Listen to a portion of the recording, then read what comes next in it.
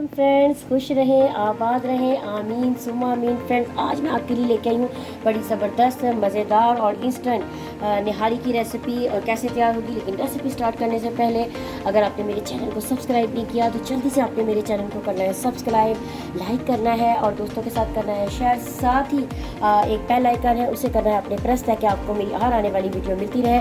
तो चलते हैं फ्रेंड्स रेसिपी की जानिब।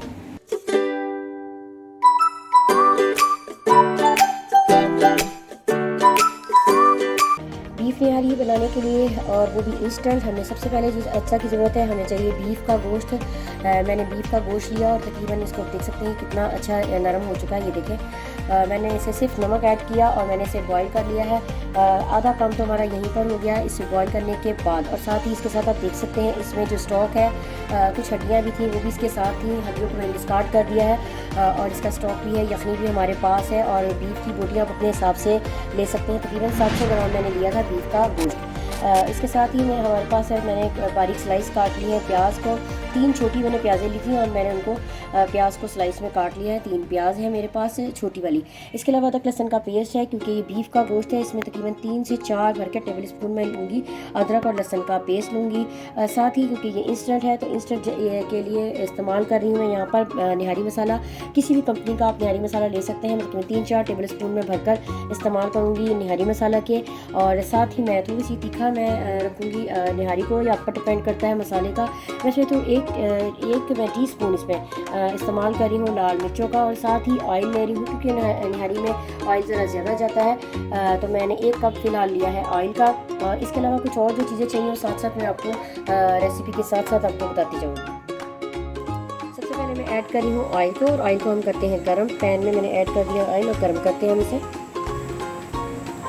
अब मैं ऐड कर रही हूँ प्याज को,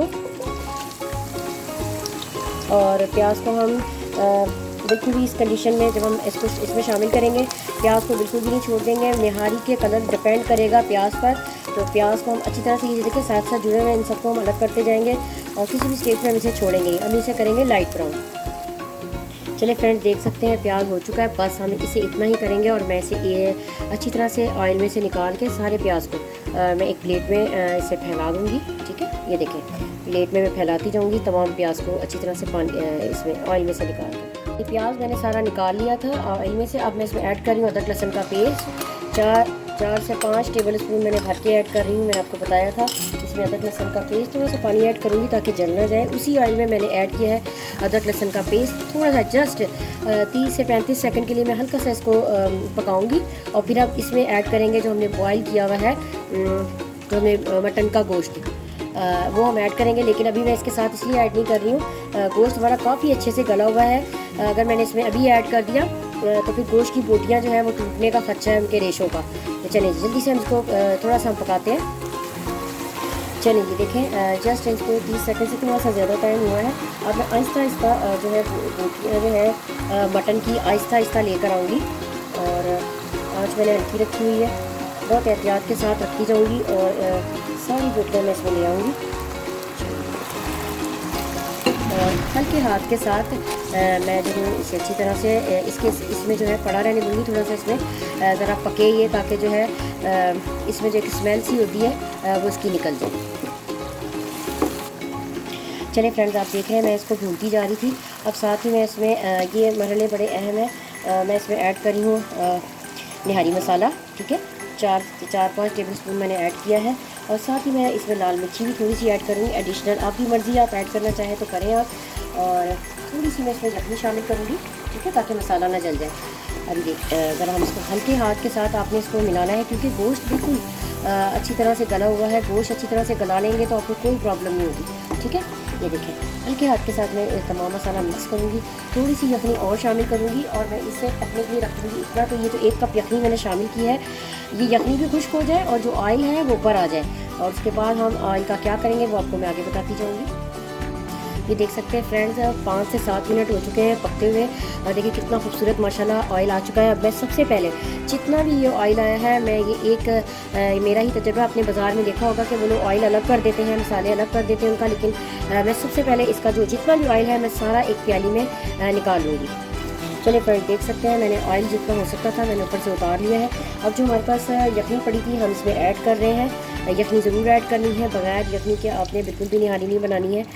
मैंने सारी यखनी को ऐड कर दिया है और अब हम यखनी के पकने का इंतज़ार करेंगे। डिपेंड करता है, अगर आपने और भी इसमें पानी ऐड करना हो तो कर लीजिएगा। चलें अब देख लेते हैं अगर थोड़ा सा और ऐड करना हुआ पानी। इसमें मैं तकरीबन एक से 2 कप और ऐड करती हूँ पानी इसके अंदर। चलिए जी, मैं इसमें थोड़ा सा पानी ऐड कर रही हूँ और इसके पकने का इंतज़ार करते हैं। और तब तक मैं आपको बताती हूँ अब इसमें हम क्या आटा शामिल करेंगे और उसके साथ एक और सीक्रेट इंग्रेडिएंट है वो क्या शामिल करेंगे जब तक ये पकता है। और साथ ही मैं आपको बताती हूँ इसमें हम आटे के साथ क्या एक और सीक्रेट इंग्रेडिएंट इस्तेमाल करते हैं जो कि बाज़ार की निहारी वाले इस्तेमाल करते हैं। अच्छा जी, अब जो सीक्रेट इंग्रेडिएंट था वो मैं आपको बताने का टाइम आ चुका है। तो मैंने सबसे पहले लिया है यहाँ पर 4 टेबल स्पून मैंने लिया है नॉर्मल आटा। आप चाहे कोई भी आटा ले लें, ठीक है। और बिल्कुल नॉर्मल है, ना मैंने इसे भुना है और ना ही कुछ किया है, बस ये छान के रखा हुआ है। इसके अलावा यहाँ पर मैं ले रही हूँ 4 टेबल स्पून ही मैंने आटा लिया है। 4 टेबल स्पून मैं ले रही हूँ बेसन। जी बेसन ले रही हूँ ना, और बेसन को भी मैं जो है छान के रखा हुआ है। चलिए जल्दी से हम इसका एक थिक तो नहीं कहेंगे, थोड़ा सा इसमें पानी इसमें शामिल करते हैं, एक पेस्ट सा बनाते हैं इसका। मैं इसमें ऐड कर रही हूँ बेसन को, और आटे को कोई भुना नहीं है, मैंने कुछ भी नहीं किया, बस सिर्फ जस्ट छाना है। और इसमें मैं ऐड कर रही हूँ पानी। थोड़ा खुल के पेस्ट मैंने खामखा ही आपसे कह दिया, पेस्ट नहीं, हम इसे ज़रा थोड़ा पतला सा हम इसको एक लिक्विड सा इसका बनाते हैं। खुल के आप पानी डालिएगा इसमें, ये लें, ठीक है। इससे पहले अच्छी तरह से मैं घोल लेती हूँ। ये देख सकते हैं फ्रेंड्स, ये मैंने अच्छी तरह से घोल लिया है। अब मैं एक और प्याला लेकर आऊँगी, ठीक है। ये लेकर आई एक प्याला मैं, और साथ ही मैंने इसमें रख ली ये छानी। और आपने जो ये बनाया है एक थिक सा एक पेस्ट सा बना है, जो भी थिक है लिक्विड सा, आपने इसे अच्छी तरह से इसको छान लेना है। ये बहुत अहम स्टेप है निहारी का, ये आपको कोई भी नहीं बताएगा, तभी आपकी बाज़ार जैसी अच्छी निहारी बनेगी। ये चीज़ें आपको कोई भी नहीं बताएगा, ये सब मेरे तजर्बे की चीज़ है। अच्छा, जब हम इसे शामिल करेंगे, अब इसे छान के अब हम इसे करते हैं निहारी में शामिल। जो हमने पानी ऐड किया था अच्छी तरह से पक चुका है। और ये देखें, जो लिक्विड हमने तैयार किया था बेसन का और आटे का, वो भी मैंने छान लिया था, वो भी तैयार है। अब यहाँ पर आपने बड़ी एहतियात ये करनी है, मैं इस वक्त चूल्हा मैंने बंद कर दिया। अगर मैं चूल्हा बंद नहीं करती और ऐसे ही शामिल करूँगी इसमें ये पेस्ट, तो किटलियाँ बन जाएंगी, ठीक है। मैं थोड़ा थोड़ा करके शामिल करती जाऊँगी इसमें, ये देखें, और साथ साथ चमचा चलाती जाऊँगी। यहाँ पर आपने बहुत एहतियात करनी है और एहतियात के साथ ही इसे शामिल करना भी आप पर डिपेंड करता है कि आपने कितनी थिक निहारी इस्तेमाल करनी है।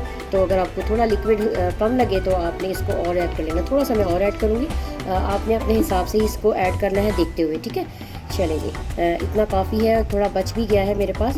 और अब मैं देखें माशाल्लाह ठीक हो गया। अगर आपने इसको ऐसे ही शामिल कर दिया तो इसमें गिटलियाँ बन जाएंगी। चलें जी, बड़ा ज़बरदस्त सा हो गया। अब हम इसे दम पर रखेंगे थोड़ी देर के लिए। ये देखें, जैसे ही मैंने इसमें ऐड किया था, देखें ऑयल चला गया, तो इसी वजह से मैंने ऑयल पहले ही निकाल लिया था। अब हम एंड में ऑयल को जो है सर्व करेंगे। तो चलिए मैं चूल्हा चलाती हूँ और इसको थोड़ी देर के लिए इसको दम पे रख दूँगी। और जब ये पकने लगेगा तो साथ ही इसमें हम प्याज भी शामिल करेंगे।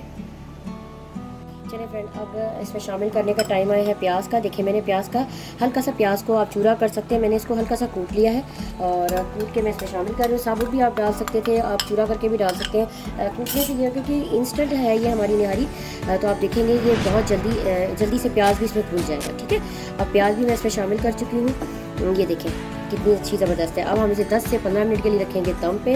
प्याज को ज़रा हम अच्छे से मिक्स कर लें और बस जनाब निहारी हमारी हो चुकी है रेडी। सिर्फ 10 मिनट के लिए हम इसे 10 से 15 मिनट के लिए हम दम पे रखेंगे ताकि प्याज और तमाम मसाले एक जगह हो जाए। चलिए 10 से 15 मिनट हो चुके हैं, तो हमारी मोबाइल की स्क्रीन पर आ चुका है थोड़ा सा धुआं, देख सकते हैं आप कैसा ज़बरदस्त तैयार हुई है हमारी निहारी। हमारी नहीं, मटन की निहारी, देख सकते हैं। चलिए जी, अब जल्दी से हम करते हैं डिश आउट इसको। जी जनाब, हो चुकी है निहारी, इंस्टेंट निहारी बल्कि कहेंगे, रेडी हो चुकी है। देख सकते हैं कितना ज़बरदस्त लुक आया है निहारी का। और मैंने किया है इसे डेकोरेशन, आप देख सकते हैं, लेमन के साथ, अदरक के साथ, हरी मिर्चों के साथ, आपका जो दिल चाहे आप इसके साथ सर्व कर सकते हैं। धनिया भी चाहे तो आप यूज़ कर सकते हैं इसके साथ। और जो रिमेनिंग ऑयल जो मैंने निकाला था प्याली में, वो देखें मैंने ऊपर से इसमें ऐड कर दिया है। तो चले जी, आपने ज़रूर करना है मेरी रेसिपी को ट्राई।